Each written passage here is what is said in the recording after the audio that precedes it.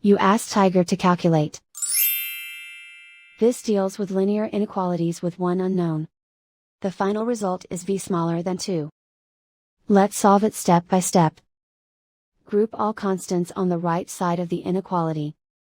Add 3 to both sides.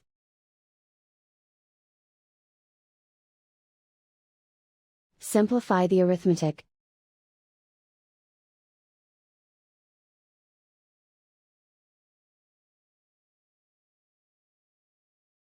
Isolate the v.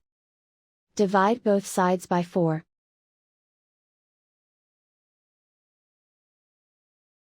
Simplify the fraction.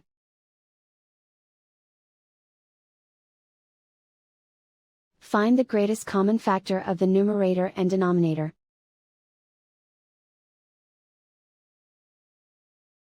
Factor out and cancel the greatest common factor.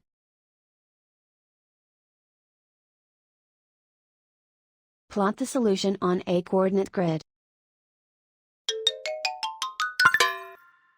And so the final result is v smaller than 2.